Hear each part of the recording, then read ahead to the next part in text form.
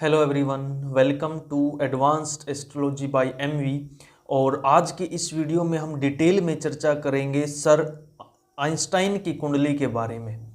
ठीक है, तो हम डिटेल में समझेंगे कि ऐसे क्या कॉम्बिनेशन थे इनकी कुंडली में जिसकी वजह से ये इतने ब्रिलियंट साइंटिस्ट रहे। और एक चीज़ और देखने को मिलेगी हमें इनकी कुंडली में कि जो मून है इनका, चंद्रमा है, वो भी नीच का है। जबकि जो चंद्रमा है हमारे थॉट प्रोसेस को रिप्रेजेंट करता है, हमारी थिंकिंग पावर को रिप्रेजेंट करता है चंद्रमा, वो नीच का है। और जो मरकरी है इनका, जो बुध है कुंडली में, वो भी नीच का है। ठीक है, जो कि हमारे अलर्ट माइंड को, हमारी मेमोरी को जो रिप्रेजेंट करता है, वो भी नीच का है। दोनों नीच के हैं, फिर भी ये सुपर इंटेलिजेंट कैसे थे? तो इनकी कुंडली से हमें एस्ट्रोलॉजी को समझने में बहुत ज़्यादा मदद मिलेगी। इनकी कुंडली से हमें ये सीखने को मिलेगा कि उच्च का प्लेनेट या नीच का प्लेनेट अच्छे रिजल्ट भी देता है और बुरे रिजल्ट भी देता है। चाहे आपका कोई प्लेनेट उच्च का है, ऐसा कभी नहीं होगा कि कोई प्लेनेट आपको हर एक तरीके से बेनिफिक रिजल्ट देगा, हर एक तरीके से सिर्फ अच्छे ही अच्छे रिजल्ट देगा। हर एक प्लेनेट आपको कुछ न कुछ नेगेटिव रिजल्ट्स भी देता है और हर एक नेगेटिव प्लेनेट आपको कुछ न कुछ पॉजिटिव रिजल्ट भी देता है। ठीक है, तो हमें बहुत कुछ सीखने को मिलेगा यहाँ से। ठीक है, और ये 3 साल तक आप खुद गूगल पे या इनकी जो भी जहाँ पर भी बायोग्राफी है आप जाकर देख सकते हो, रिसर्च कर सकते हो। 3 साल तक ये इन्होंने एक शब्द भी नहीं बोला था, बिल्कुल चुप रहे थे। तो उसका क्या कारण है? आप कई बार सोचते होगे ना कि जैसे कुंडली तो हर एक इंसान की है, जिसने भी इस धरती पर जन्म लिया है, हर एक इंसान की कुछ ना कुछ कुंडली बनेगी। तो क्या आप कभी सोचते हो कि जो इंसान गूंगा होता है या बहरा होता है, ठीक है, तो उनकी कुंडली में क्या कॉम्बिनेशन होंगे? या कोई इंसान अंधा होता है जन्म से ही, ठीक है, तो उनकी कुंडली में ऐसे क्या कॉम्बिनेशन होते हैं? तो यहाँ से आपको कुछ सीखने को मिलेगा। हालांकि ये प्रॉपर गूंगे तो नहीं थे, आपको पता है, लेकिन स्टार्टिंग बहुत लेट की थी इन्होंने। ठीक है, बोलने की स्टार्टिंग बहुत लेट की थी। तो वो कैसे होगा, मैं आपको कंप्लीट एक और चीज भी बताऊंगा कि कंप्लीट गूंगा इंसान होगा तो उसके चार्ट में क्या कॉम्बिनेशन होगा। ठीक है, उसके बाद आपको पता ही है कि एक्स्ट्रा ऑर्डिनरी साइंटिफिक रिसर्च इन्होंने बहुत सारी की थी। ठीक है, और जो लेटर स्टेज ऑफ लाइफ है, जो इनका सेकंड हाफ था लाइफ का, वहां पे जाके इन्होंने पूरी दुनिया में नाम कमाया। ठीक है, और लेटर स्टेज में ही क्यों गए, पहले इनको सक्सेस क्यों नहीं मिली?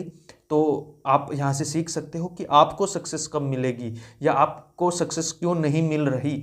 ठीक है, तो अगर आप सीखना चाहते हो, अपनी खुद की कुंडली को एनालाइज करना सीखना चाहते हो, तो यहाँ से आपको बहुत सारी टेक्निक्स मिलेंगी इस वीडियो में। तो लास्ट तक बने रहिएगा और चलिए स्टार्ट करते हैं। सबसे पहले ये देखेंगे इनकी कुंडली में कि इनकी कुंडली में जो मरकरी है, जो बुध है, जो मरकरी है वो भी नीच का है और जो मून है चंद्रमा वो भी नीच का है। लेकिन फिर भी ये सुपर इंटेलिजेंट कैसे थे? देखिए, आप इनकी कुंडली देख सकते हैं। ठीक है, अब यहां पे देखिए, जो मरकरी है वो नीच का है, मीन राशि में है। ठीक है, आई होप आपको जो बेसिक एस्ट्रोलॉजी आती है, ठीक है, अगर आपको बेसिक एस्ट्रोलॉजी आती है तो ही आप यहाँ पे थोड़ा सा एडवांस तक सीख पाओगे। अदरवाइज अगर आपको बिल्कुल ही बेसिक नहीं पता है तो शायद ये वीडियो आपके लिए फिर नहीं बना है। तो आप यहाँ पे देख सकते हो मीन राशि में बुध बैठा है। तो मीन राशि में जब भी बुध होता है, मरकरी होता है, तो वो नीच का कंसिडर किया जाता है, डेबिलिटेड कंसिडर किया जाता है। ठीक है, लेकिन यहाँ पे आप ध्यान दीजिएगा, यहीं पे जो वीनस है, वीनस भी इसी राशि में बैठा है। वीनस, शुक्र, जो शुक्र ग्रह है वो भी यहीं बैठा है। तो यहाँ पे नीच भंग राजयोग बन रहा है, नीच भंग राजयोग। ठीक है, तो नीच भंग राजयोग क्या देता है? नीच भंग राजयोग स्टार्टिंग में आपको स्ट्रगल देगा और वही परेशानियां बाद में आपके फायदे के लिए काम आएंगी, यानी वही आपका एक तरीके से स्टेपिंग स्टोन बनेगा। ठीक है, एक सीढ़ी बनेगी वही परेशानियां। तो नीच भंग राजयोग इस तरीके से फलित होता है। ठीक है, मैं थोड़ा सा 1 मिनट का समय लेकर आपको ये भी बता दूं कि नीच भंग राजयोग कैसे कैसे बनता है। ठीक है, अगर आपको नहीं पता है नीच भंग राजयोग कैसे बनते हैं तो आप अगली 1 मिनट तक वीडियो देख सकते हो। अगर आपको पता है तो 1 मिनट के लिए आप स्किप कर सकते हो। तो देखिए, नीच भंग राजयोग के 3-4 तरीके होते हैं। एक तो ये आपके सामने जो है कि जिस राशि में जो प्लेनेट नीच का होता है, अगर उसी राशि में जो प्लेनेट उच्च का होता है वो बैठ जाए, यानी नीच का प्लेनेट और उच्च का प्लेनेट एक ही राशि में एक साथ बैठ जाए, तो उसको हम नीच भंग राजयोग बोलते हैं। ठीक है। दूसरे टाइप का नीच भंग राजयोग होता है कि यहाँ पे जैसे यहाँ तो वीनस ने किया नीच भंग राजयोग, ठीक है, शुक्र ने नीच भंग राजयोग किया। अगर यहाँ पे शुक्र की जगह अगर जुपिटर बैठ जाता, गुरुदेव बृहस्पति बैठ जाते, यानी मीन राशि के स्वामी जो पाइसिज साइन है, अगर उसके लॉर्ड यहाँ पे बैठ जाते, तो भी ये नीच भंग राजयोग बोला जाता। ठीक है। तो ये थी सेकंड टाइप। दो तरीके से मैंने आपको बता दिया, तीन होती हैं टोटल। ठीक है। पहला, एक्सोल्टेड प्लेनेट साथ में बैठ जाए। दूसरा, उस राशि का स्वामी साथ में बैठ जाए। ठीक है। तीसरा होता है कि जैसे मान लीजिए मरकरी यहां पे बैठा नीच का होके, ठीक है, और किसकी राशि में होता है? जुपिटर की राशि में होता है। अगर जुपिटर जो गुरुदेव बृहस्पति है वो उच्च के हो जाए, एक्सोल्टेड हो जाए, आपको पता होगा जुपिटर एक्सोल्टेड कहां पे होता है? कर्क राशि में, कैंसर साइन में। तो अगर कोई प्लेनेट नीच का है और उसका स्वामी उच्च का हो जाए, तो भी वो नीच भंग राजयोग माना जाता है। ठीक है। अगर दृष्टि पड़ती है तो वो फिर थोड़ा सा कम रेंज में आता है, मतलब उतना इंटेंस नीच भंग राजयोग नहीं होता। प्रॉपर नीच भंग राजयोग के ये तीन ही तरीके होते हैं। ठीक है। तो ये था आपका नीच भंग राजयोग। तो यहां पे देखिए इनका जो मरकरी है, अलर्ट माइंड को जो रिप्रेजेंट करता है, वो नीच का तो है, लेकिन साथ में वीनस उच्च का है, नीच भंग राजयोग। इसीलिए ये इतना हाईली सोच पाए, इतना इमेजिनरी जो इनका माइंड था, इसी वजह से था। इसीलिए ये इस दुनिया से बाहर की दुनिया में भी देख पाए, झांक पाए। ठीक है। मरकरी हमारी लर्निंग पावर को रिप्रेजेंट करता है, और ऐसा ही सेम कोट सर आइंस्टाइन ने दिया भी था कि मेरे को याद नहीं है कि लाइट की स्पीड कितनी है, मैंने वो डिस्कवर किया या फिर मतलब उस पर रिसर्च की वटेवर, और मैं उसको फिर पीछे छोड़ देता हूँ। जो रोटिंग होती है, रट्टा लगाने की जो हैबिट वाली चीज़ होती है, वो इनके अंदर थी ही नहीं। इनके अंदर था सिर्फ और सिर्फ काम करते जाना, सोचते जाना, याद रखना इनका काम नहीं था। ठीक है। उसका रीजन यही था क्योंकि इनका मरकरी नीच का था, लेकिन नीच भंग राजयोग में था, इसलिए लर्निंग कैपेसिटी हो सकती है इनमें कम हो, लेकिन सोचने की कैपेसिटी कम नहीं थी। जिसका भी मरकरी नीच का होगा ना, वो सपनों की दुनिया में बहुत रहेगा। ठीक है। वो बाहर की दुनिया में बहुत रहेगा, क्योंकि जो 12th हाउस है वो हमारे अर्थ से बाहर का जो आउटर स्पेस है, दूसरी दुनिया जिसको हम बोल सकते हैं, उसको रिप्रेजेंट करता है मीन राशि। ठीक है। और वो प्रोफेशन से कनेक्ट हो गया क्योंकि 10th हाउस में पड़ रही है इनकी मीन राशि, तो इसकी वजह से ये सारे रिजल्ट इनको देखने को मिले। ठीक है। दूसरा, हमारा जो थॉट प्रोसेस है, जो हमारी थिंकिंग पावर होती है, उसको रिप्रेजेंट करता है मून। ठीक है। चंद्रमा, अब चंद्रमा भी इनका नीच का है। फिर भी अब यहां पे देखिए, मैंने आपको 3 टाइप के जो नीच भंग राजयोग बताए थे ना, उसमें दूसरे टाइप का नीच भंग राजयोग क्या था? उसमें दूसरे टाइप का या तीसरे टाइप का, मान लीजिए जो थर्ड पॉइंट पे मैंने बताया था कि चंद्रमा बैठा मंगल की राशि में। ठीक है। अगर मंगल अपनी उच्च की राशि में बैठ जाए तो वो नीच भंग राजयोग होगा। इनकी कुंडली में देखिए, इनकी कुंडली में मंगल कहां पे बैठा है? मकर राशि में, कैप्रिकॉर्न साइन में। मार्स, मंगल और कैप्रिकॉर्न साइन में उच्च का होता है। तो यहां पे मून बेशक इनका नीच का था, लेकिन ये भी नीच भंग राजयोग में है। ठीक है। इसलिए इतनी ज्यादा परेशानी इनको नहीं झेलनी पड़ी, अगर हम जहां तक बात करें थिंकिंग पावर के लिए या फिर किसी और चीज के लिए। ठीक है। तो ये जो फर्स्ट पॉइंट था ना, mercury and moon debilitated but still super intelligent how, तो आई थिंक इसका जवाब आपको मिल गया होगा कि बुध और चंद्रमा दोनों नीच के तो हैं, लेकिन दोनों नीच भंग राजयोग बना रहे हैं, और एक प्रॉपर नीच भंग राजयोग बना रहे हैं। ठीक है। ऐसा नहीं है कि दृष्टि से देख रहे हैं या फिर कुछ और है। ठीक है। दृष्टि वाला नहीं है, प्रॉपर नीच भंग राजयोग जिसको हम बोलेंगे, दोनों में प्रॉपर नीच भंग राजयोग बन रहे हैं, इसीलिए ये सुपर इंटेलिजेंट थे। इसके साथ साथ चलिए वो हम नेक्स्ट पॉइंट में डिस्कस कर लेंगे, लास्ट 2 पॉइंट्स में, ठीक है। सुपर इंटेलिजेंट के और भी रीजन है, ठीक है। केवल नीच भंगराज योग की वजह से ये सुपर इंटेलिजेंट नहीं थे, उसके और भी रीजन है, वो मैं थोड़ा सा लास्ट में डिस्कस करूंगा जब ये पॉइंट डिस्कस करेंगे ना हम, एक्स्ट्रा ऑर्डिनरी साइंटिफिक रिसर्च वाला, ठीक है। अभी हम देख लेते हैं didn't speak a word till 3 years, यानी जब तक इनकी उम्र 3 साल नहीं हो गई थी तब तक तो इन्होंने कुछ भी बोलना शुरू नहीं किया था प्रॉपर तरीके से। तो एक नॉर्मल बच्चे की तरह इन्होंने जब 10 साल के हो गए थे तब बोलना स्टार्ट किया था इन्होंने, प्रॉपर तरीके से पूरा सेंटेंस बोलना इन्होंने तब स्टार्ट किया था। तो हम बोल कब नहीं पाते, या फिर कोई इंसान बोल कब नहीं पाता, तो आपको पता होगा कि हमारी जो स्पीकिंग कैपेसिटी या स्पीकिंग एबिलिटी का जो हाउस होता है वो सेकंड हाउस होता है, ठीक है। कुछ लोग बोलेंगे थर्ड हाउस होता है, नहीं।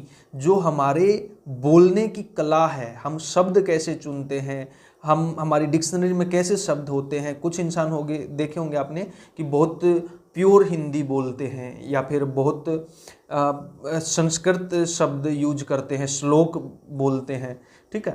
तो वहाँ पे आप देखोगे कि सेकंड हाउस में उनका शनि मिलेगा या जुपिटर मिलेगा, ठीक है। तो जो शब्द कैसे चुनते हैं, हम बोलते क्या हैं, हम क्या बोलते हैं, वो सेकंड हाउस है। और हम कैसे बोलते हैं, कैसे रिप्रेजेंट करते हैं चीज़ों को, way of expression, way of communication, वो थर्ड हाउस है, ठीक है। The words we choose is second house and the way of representation is third house, ठीक है। तो आपको सेकंड और थर्ड में डिफरेंस समझ आ गया होगा। शब्द कौन से चूज करते हैं, सेकंड हाउस, और उन शब्दों को डिलीवर कैसे करते हैं, दैट इज थर्ड हाउस। तो कोई इंसान गूंगा है या नहीं है, कोई इंसान कितना बोलता है, कम बोलता है, ज्यादा बोलता है, ठीक है, वो सेकंड हाउस रिप्रेजेंट करता है। अब यहां पे देखिए सेकंड हाउस में इनका है केतु, ठीक है। सेकंड हाउस में केतु है, तो ऑब्वियसली आपको पता होगा जब भी केतु आएगा तो चीजों को ब्लॉक करेगा, ठीक है, चीजों को वहां पे ब्लॉक कर देता है, मिनिमाइज कर देता है, ठीक है। तो एक चीज तो यहां पे हो गई कि सेकंड हाउस में केतु था। अब ऐसा तो नहीं होगा कि जिसका भी सेकंड हाउस में केतु होगा वो सारे इंसान ही 3 साल के बाद बोलेंगे, ऐसा नहीं है। हाँ, लेकिन इतना जरूर है सेकंड हाउस में जिसका भी केतु होगा ना, आप देखना वो कम बोलेगा, ठीक है। इतनी तो हो ही जाती है कि सेकंड हाउस में केतु होगा, कम बोलेगा। अब इन्होंने 3 साल के बाद ही बोलना स्टार्ट क्यों किया, उसके लिए हम चेक करेंगे कि जो सेकंड हाउस का स्वामी है उसकी स्थिति कैसी है। अब सेकंड हाउस का स्वामी कौन है, जैसे आप देख सकते हो यहाँ पे कर्क राशि में केतु है, ठीक है। कर्क राशि में केतु है तो सेकंड हाउस का स्वामी हुआ चंद्रमा।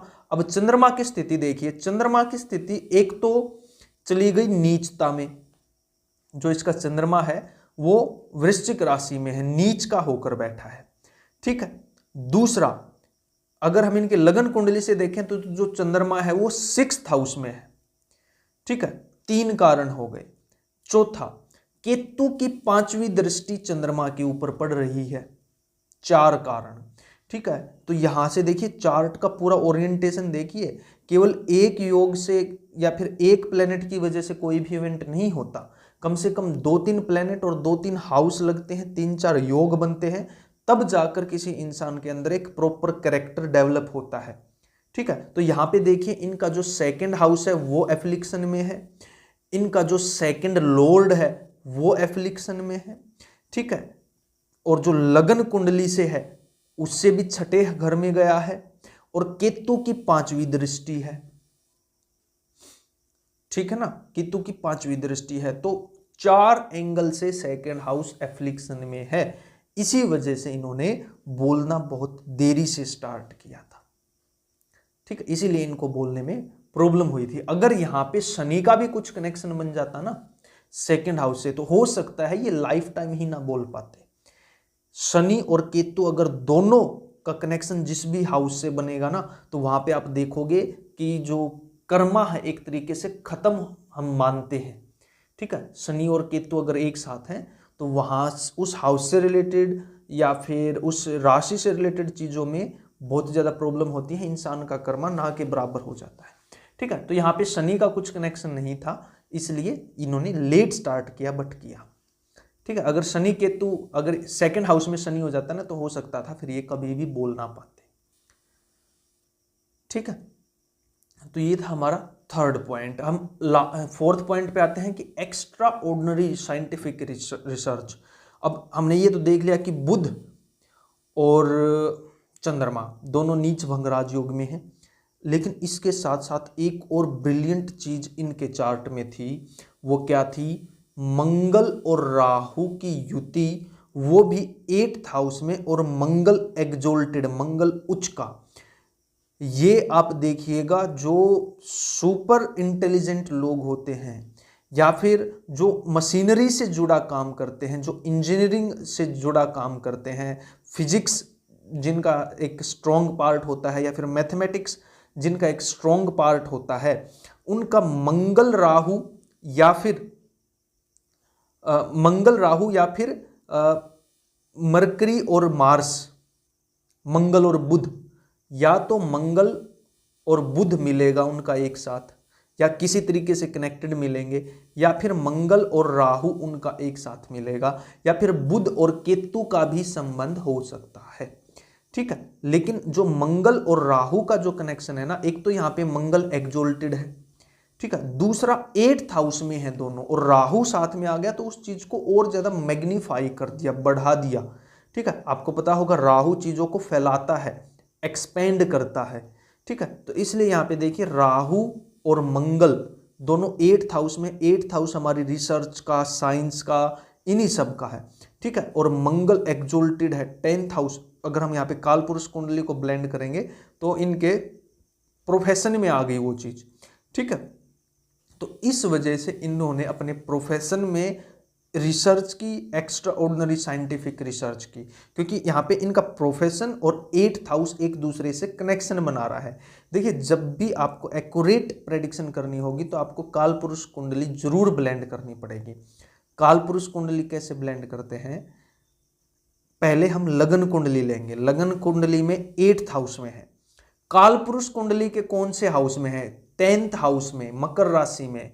तो इनका 8th हाउस और 10th हाउस कनेक्टेड मानेंगे हम। ठीक है, तो 8th हाउस रिसर्च का, साइंस का, और 10th हाउस प्रोफेशन का, इसीलिए इनका प्रोफेशन बन गया रिसर्च एंड साइंस। ठीक है, और देखिए यहाँ पे बहुत सारे कनेक्शन है इनका रिसर्च की लाइन में जाने वाले। और देखिए इनका जो लग्नेश है वो 10th हाउस में है, मरकरी। ठीक है, और यहां पे सैटर्न है, मरकरी के साथ सैटर्न है, और सैटर्न आपको पता होगा 10th इसके मकर राशि का स्वामी होता है। तो यहाँ पे जो शनि है वो अकेला शनि नहीं है, यहाँ पे ये जो शनि है ये 8th हाउस की एनर्जी कैरी कर रहा है। ठीक है, राहु की भी एनर्जी कैरी कर रहा है, मंगल की भी एनर्जी कैरी कर रहा है। इसको हम डिस्पोजिटर थ्योरी बोलते हैं। ठीक है, तो इस वजह से इनके प्रोफेशन में वो चीज आ गई, क्योंकि लग्नेश, जो आपका लग्नेश होता है, लगन लॉर्ड होता है, वो आपके प्रोफेशन में एक बहुत ज्यादा रोल प्ले करता है। अगर आपके लग्नेश का कुछ कनेक्शन 10th हाउस से या 10th लॉर्ड के साथ बन जाए तो आप डेफिनेटली बहुत अच्छी सक्सेस पाते हो लाइफ में। ठीक है, आपकी सक्सेस के लिए लग्नेश is very very important. Most important planet is लगन lord for success, not 10th lord, वो सेकेंडरी है। ठीक है, चलिए उस पर हम बाद में बात करेंगे, लेकिन आई थिंक यहाँ पे आपको पता चल गया होगा कि इन्होंने एक्स्ट्रा ऑर्डिनरी रिसर्च कैसे की, क्योंकि इनके चार्ट में अलग से झलक रहा है। मरकरी, मून आपने देखा कि नीच भंगराज योग बना रहे हैं। Mars and Rahu 8th house में, कैप्रिकॉर्न साइन में एक्सोल्टेड। ठीक है, शनि का उसके साथ कनेक्शन, लग्नेश का उसके साथ कनेक्शन। ठीक है, अगर मैं योगों पे बात करूं तो यहाँ पे लगभग 1 घंटे की वीडियो बन जाएंगी, इतने सारे कनेक्शन हैं इनके 8th हाउस और 10th हाउस से। ठीक है, तो इसलिए यहाँ पे हम बस शॉर्ट में ही बात करेंगे। तो यहाँ पे आपको समझ में आ गया होगा कि इन्होंने इतनी एक्स्ट्रा ऑर्डिनरी रिसर्च क्यों की, कैसे की। ठीक है, तो जल्दी से लास्ट पॉइंट पे और बात कर लेते हैं हम, world famous in a later stage of life. ठीक है, तो इनको जो सक्सेस मिली वो लेटर स्टेज ऑफ लाइफ में क्यों मिली? ठीक है, उसका रीजन अलग से इनकी कुंडली में झलक रहा है। देखिए, लग्नेश 10th हाउस में बैठा, मरकरी नीच भंग राजयोग में है, वीनस एक्सोल्टेड है, साथ में सूर्य है। ठीक है, सूर्य चीज़ों को फैलाता है, एक्सपेंड करता है। आपका जो आप फेमस होगे या नहीं होगे और किस फील्ड में आपको पॉपुलैरिटी मिलेगी वो सूर्य पे बहुत ज़्यादा डिपेंड करता है। ठीक है, नेम फेम के लिए सूर्य का मजबूत होना बहुत ज़्यादा जरूरी है। तो यहाँ पे देखिए ये इनका 10th हाउस बहुत ब्रिलियंट पोजीशन में है, कालपुरुष कुंडली का भी और इनकी लगन कुंडली का भी। लेकिन प्रॉब्लम कहाँ पे आ गई? प्रॉब्लम आ गई साथ में था शनि। आप देख सकते हो शनि का नेचुरल तत्व है, एक मतलब प्राकृतिक तत्व है शनि का, डिले करना, चीज़ों को टालना, धीरे धीरे करना। तो यहाँ पे शनि जुड़ गया इनके 10th हाउस में, इनके 10th हाउस में शनि जुड़ गया और यहाँ पे साथ में इनका लग्नेश भी है। इस वजह से इनको जो सक्सेस तो मिली लेकिन लेटर स्टेज ऑफ लाइफ में मिली, लगभग 30-35 साल के बाद ही आपको सक्सेस मिलेगी। अगर आपके 10th लगन या 2nd हाउस और 11th हाउस से कुछ कनेक्शन शनि का बन रहा है तो आपका जो 2nd हाफ ऑफ लाइफ होगा उसमें जाकर आपको अपने जो प्रयत्न होंगे, आपकी जो कोशिशें होंगी, वहाँ पे आपको सक्सेस मिलेगी। ठीक है, कई बार आपने देखा होगा ना कि 18 साल की उम्र में लोग फेमस हो जाते हैं, 20 साल की उम्र में, 22 साल की उम्र में। ठीक है, कोई स्पोर्ट्स पर्सन है या फिर कोई बिजनेसमैन है, वहाँ पे आप देखोगे वहाँ पे उनका 10th हाउस लगन या 2nd 11th हाउस से राहु का कुछ कनेक्शन मिलेगा। राहु सडनली देता है, एकदम से नेम फेम देता है और जल्दी देता है। ठीक है, लेकिन अगर शनि आ जाए तो शनि धीरे धीरे देगा, डिले करके देगा, बहुत बाद में देगा। ठीक है, तो इस तरीके से हम चार्ट को पढ़ते हैं। केवल एक प्लेनेट या एक राशि या एक हाउस से कोई भी फाइनल इवेंट नहीं होता, हमें पूरे चार्ट का एनर्जी समझना पड़ता है, योग देखने पड़ते हैं। ठीक है, यहाँ पे तो लिमिटेशन है क्योंकि बहुत ज़्यादा लंबे वीडियो मैं प्रेफर नहीं करता चैनल पे, इसलिए थोड़ा सा शॉर्ट में मैं डिस्कस करता हूँ। यहाँ पे और भी बहुत सारे कनेक्शन है 10th हाउस और 8th हाउस के। ठीक है, अगर आप खुद सीखने के लिए स्क्रीनशॉट ले सकते हो, इनके चार्ट को एनालाइज कर सकते हो, आपको बहुत कुछ सीखने को मिलेगा। ठीक है, और देखिए पंचमेश 5th लॉर्ड, 5th हाउस हम नेम फेम के लिए देखते हैं। ठीक है, गवर्नमेंट से सपोर्ट, गवर्नमेंट जॉब, उसके लिए देखते हैं। ठीक है, तो इनका देखिए 5th लॉर्ड 10th हाउस में बैठा, एक ब्रिलियंट राजयोग होता है पंचमेश जब 10th हाउस में बैठता है। अगर पंचमेश आपका 10th हाउस में जाए तो यहाँ पे देखिए इनका पंचमेश 10th हाउस में है शुक्र, और वो भी एक्सोल्टेड है और साथ में सूर्य है और साथ में लग्नेश भी है। तो डेफिनेटली सक्सेस पाएगा इंसान, ऐसा चार्ट जिसका होगा। ठीक है, पंचमेश 10th में जाए, पंचमेश 11th में जाए या फिर लग्नेश पंचम हाउस में जाए तो वो बहुत बड़ी सक्सेस को रिप्रेजेंट करते हैं। ठीक है, तो यही बात मैं कर रहा था, और भी बहुत सारे योग मिलेंगे जब आप इनको ध्यान से देखोगे तो। ठीक है, और देखिए और भी इनका जो 8th लॉर्ड है वो भी 10th हाउस में गया है। ठीक है, तो वही मैं बोल रहा हूँ, जितना ज़्यादा आप चार्ट को देखोगे उतने ज़्यादा योग दिखेंगे। ठीक है, तो उम्मीद करता हूँ आपको बहुत कुछ सीखने को मिला होगा इस वीडियो में, समझने को मिला होगा। ठीक है, और अगर आप एक प्रोफेशनल कोर्स करना चाहते हैं एस्ट्रोलॉजी का तो मेरा कोर्स चल रहा है, आप दिए गए नंबर पर आप मेरे से कांटेक्ट कर सकते हो, कोर्स के लिए भी, कंसल्टेशन के लिए भी। ठीक है, तो आज की वीडियो में इतना ही, मिलते हैं नेक्स्ट टाइम नेक्स्ट वीडियो में, तब तक के लिए जय श्री राम।